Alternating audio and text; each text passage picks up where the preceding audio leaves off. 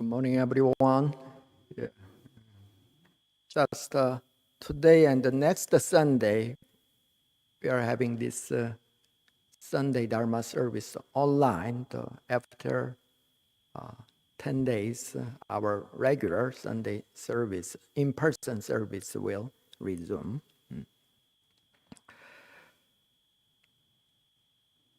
Buddhism, English, Buddhism is the translated word for Bulgyo, the Chinese. Bulgyo, Bul literally means awakening or enlightenment. Gyo means the teaching or the path.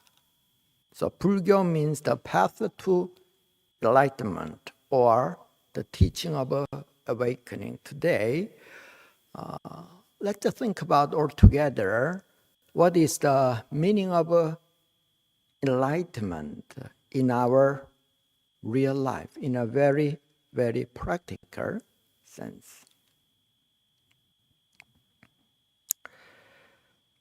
This is the story of the Zen master Joshin in Korea during Joseon dynasty period. When he was a novice, he could not easily adjust himself to all the routines, strict routines of the monastery. And he did not show some interest in meditation or scripture study at the same time. One day, one of the members, who was a noble woman, came with her daughter. And he discovered that young lady, that daughter, was really beautiful. And he started to think about that lady all the time. And as time passed, since he could not forget that pretty young lady, so he offered the prayer to the Buddha. So let me forget about her, or I have to change my path for a couple of years. You know, as a novice monk, his job was in the early morning, he changed the water that's offered to the Buddha image. And another novice monk's job is to hit the gong to wake monks for morning meditation. He could not forget her, so eventually he talked to the lady how he felt her towards her, and surprisingly, the feeling was pretty mutual. And they decided to leave that town because the parents of the lady did not approve their marriage. So making long story short, in another town they started to have a married life. But after a couple of years, the married life was not as that romantic as he had expected. And as a farmer, he had worked very, very hard, which was not easy. When he became 60 years old, then in Asia, 60-year-old, that birthday is a pretty big deal. In older days, the lifespan was not that long. His wife and the sons provided a very lavish banquet for him. And his sons left, and he retreated himself in a room, and he reflected his whole life. And he discovered that there is nothing worthwhile that he could say he has achieved. And his marriage life was not that romantic as he had expected. So he thought to himself, I should have never left that temple, even though it was a little hard in the monastery. So a tears of regret started to came out of his eyes, and he started to cry just like a small child. All of a sudden, he heard the sound of a temple gong, and he was awakened. Actually, in the early morning, after changing the water at the altar of the temple, the novice prostrated on the cushion and offered prayer, and for a couple of minutes he slept, and it was a dream. So that when his fellow novice monk struck the temple gong, the gong was still ringing. So in his dream, he lived for almost 60 years. After he was awakened, he very acutely felt the nature of impermanence, and which really motivated him to walk on the Dharma path, and eventually he became a great master in Korean Buddhism. So then that Zen master's name is Joshin. Let's just think about altogether. I think there are in this world 4 kinds of people. The first kind, we search for our dream, but we could not attain what we want, whether it's a career or material possession or health or whatever things they are. It's just Joshin, when he was a novice monk, he just secretly loved that young lady. It's that stage. The second group of people is who achieved what they want and live a pretty happy and contented way. I think a very small number of people in this world fall in this category. In the Joshin's case, for the first several years after he was married, he was very happy.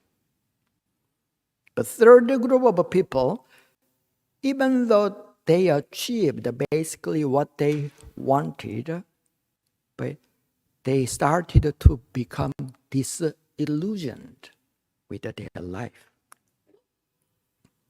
For example, after the 60th birthday, on that night, Joshin became somewhat disillusioned of his choice. The last group of people are the persons who are completely awakened. Joshin, from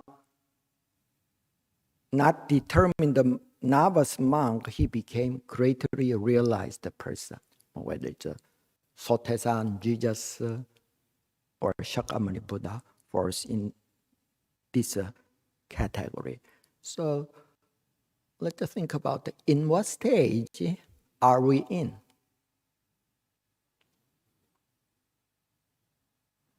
They say the turning point of a spiritual practice is when we encounter some dissatisfaction or suffering which we cannot avoid. There can be some philosophical, just like Shakyamuni Buddha's case. Even though he was a prince, he very acutely realized he could not avoid old age, death, sickness, lots of unsatisfactory aspect in human's life, even though regular people lead their life compromising with those unavoidable reality. When I was in mid-teens, I'm not sure you have seen the movie Romeo and Juliet. It's first released. When I watched that film, a very, very strong feeling of impermanence arose in my mind. I was 8th grade at that time. And very, very strong thoughts or emotions. What is this? I was not sure who am I or what is this? So we usually call that mind and heart. So I felt like I was trapped a very small barrel. The kind of a feeling lasted for several weeks. I realized at the time I could escape all things from a barrel, from a small mental prison, but I could not escape from one thing. I could never escape from one thing. That one thing is my mind. I could not escape my mind.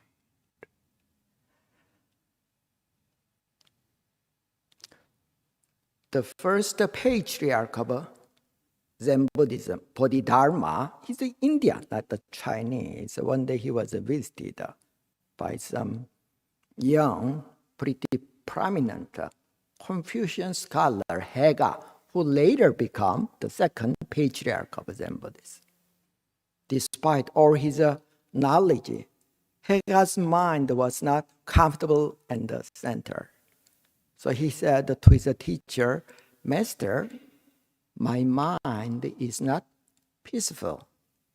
Please pacify, bring my mind to rest."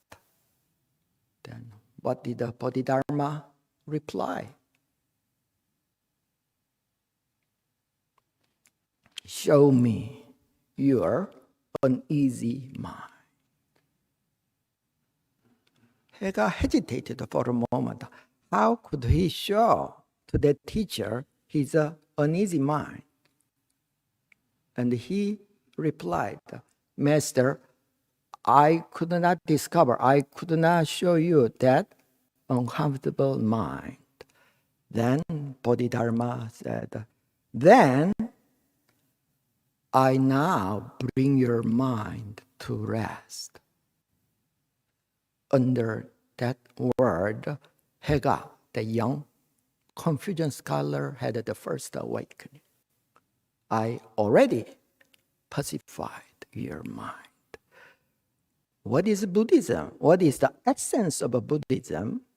They say when a dog is hit by a stone, they chase after stone. When the lion is hit by a stone, they chase after the person who cast the stone. What's the essence of this conversation between Bodhidharma and Hega? Bodhidharma, Hega asked, "I'm not comfortable, so how can I deal with this situation?" The master's reply was very straightforward. It really hit the core of the Buddhism. We have to know the essence of our mind in order to free ourselves. By changing our external conditions, of course, we can alleviate our suffering. That's important. But eventually, in order to sever the root of suffering in our life, we have to see into the nature of our mind. That's the essence of Buddhism. It's the teaching of enlightenment. One day, Sejong-an was one of the students of our founding master who donated the property of the Korean Won Buddhism headquarters right now. He brought his friend who asked founding master, since I'm living in the secular world, my mind is not comfortable. It's not peaceful. How can I control my mind?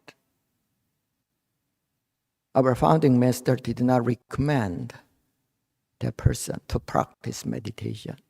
He replied, in order to pacify your mind, in order to center your mind and use that in your life, you have to realize the nature of your mind. And he gave the well-known koan, all dharmas return to one, to what? That one return. So meditation or whatever forms of spiritual cultivation is important, but as well as important is cultivating our wisdom. Cultivate our wisdom, especially the wisdom to know our true self. We usually call that prajna. Prajna, cultivating the prajna is very important. It comes in the first stage through scripture study and the working with the koan. So in November, we have a koan practice retreat. So if you can find the time, you can join that. Let us think about the Buddha's journey to seek after the truth and attain supreme enlightenment. At the age of 29, he left the palace to search for universal truth. At first, he practiced meditation and yoga under the teaching of two yoga masters of a very well-known yogic tradition. But within several years, Shakyamuni Buddha reached his level of consciousness, easily reached to that level of his teacher. And he thought to himself, it is true, he could very deeply absorbed in meditation. At that time, on the meditation cushion, he felt very joyful and blissful. But when after cushion setting, that kind of a meditative state was broken. So that kind of a meditative, blissful feeling is just like a drug. Shakyamuni Buddha thought to himself. When they do drugs for very temporarily, they feel great. That's not permanent. So Shakyamuni Buddha left those two masters, and we know the story in the Himalayas. After 6 years of ascetic practice, he attained great enlightenment under the Bodhi tree. Bodhi literally means awakening. When he realized no self, the reality of our mind and heart, just like the Heart Sutra says, he could be free from all suffering and distress. That is the essence of Buddhism. That is the direction of our life, of our practice. When Buddha, after he attained the great enlightenment, he left that forest. He encountered one middle-aged lady. Since Shakyamuni Buddha practiced in that forest, so probably she has seen that young practitioner several times. But at that time, on that day, he looked very, very different. So she asked, "Who are you?" Or, "What are you?" Do you know what Buddha replied? Buddha said, "You asked a wrong question. You should ask who you are." That's what you're supposed to question. So as I said, the meditation is important, but as much as important is cultivating our wisdom to know our true self. You can see the windows. Today it's very clean. We can see outside. Meditation is like cleaning this window. In the same situation, the world outside, the nature looks very beautiful. When you practice meditation and when your mind becomes purified and empowered, you will not be that much moved by worldly things. You can lead a far more peaceful and centered life. That's true. But that's half of the story. As long as we have a window, as time passes, eventually dust will settle. What is enlightenment? Meditation is a cleaning the window. Realization is, awakening is to realize from the beginning there is no window. It's the perception from the beginning the window does not exist. If there is no window, how can the dust or light settle? This is very well known. Huineng's enlightenment poem, his Dharma brother composed a poem. They compete each other who would become the Dharma heir to carry on the Dharma lamp of fifth patriarch Hongyin. So one of the most respected monastic composed this poem. Our body is a Bodhi tree, our mind a mirror bright. Polish it diligently time and again, and let no dust alight. That's how we practice. Many monastics in the monastery were amazed when they read this poem. But when he was a novice at the time, he was an illiterate person, he asked to his friend, what does that poem? Since he could not read the poem on the wall, when his Dharma friend read that poem, he said, well, that guy is not an enlightened person, and why don't you compose what I say? And he said in this way, which his friend wrote on the wall, there is no Bodhi tree, nor stand of a mirror bright. Originally there is another single thing. How could the dust alight?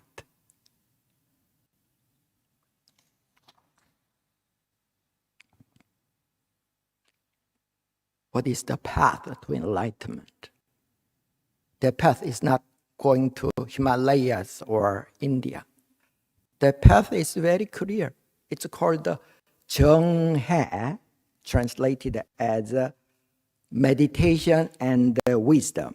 Nagarjuna, the founding teacher of Mahayana Buddhism, said, the cessation of ignorance occurs through meditation and wisdom. Zhenghe is translated in Theravada Buddhism as samatha and vipassana. It's the same. Samatha means one-pointed state of our mind. Vipassana, insight, innate wisdom. So today, I strongly encourage our Dharma friends, why don't we give rise to a great aspiration to attain great enlightenment for the benefit of all sentient beings? First of all, for the benefit of ourselves. However big tree it is, I can see a lot of a big tree over there, but they all started a very small seed. Several decades ago in Korea, in the rural area, crows, that big bird was a big problem because they ate a lot of apples and pears that the farmers cultivate for one whole year. Many techniques were suggested, but turned out of no avail. But one person suggested, it can be very simple. Why don't we put a large net around the pear tree? Farmers thought it's ridiculous. Crow has a very, very good eyesight. They could see from the sky, 1 or 2 miles, they could see small insects. But if the pear tree is covered with a net, why do they bother themselves to approach that? But covering the pear tree with a net worked very well. Do you know why?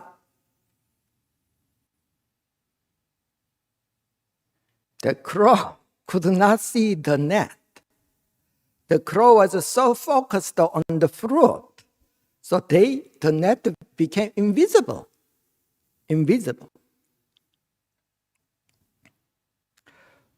When our mind is focused on holy aspiration, when our mind is set, our value system is changed, then all kind of temptation, worldly attraction, distraction becomes invisible. Just like to the mind of the crow, the net became invisible. So my teacher from time to time asked when I was a novice, not to me, to the temple member, what is your occupation? What is your authentic job? You may be a farmer, lawyer, or secretary, or whatever, but it is the means to make our ends meet. Our true job is to attain great enlightenment for the benefit of ourselves and for all sentient beings. So if we plant this seed in our mind, will not be wavering by many worldly things. And as long as we have that seed, the universe will become our protector and the great provider. Thank you.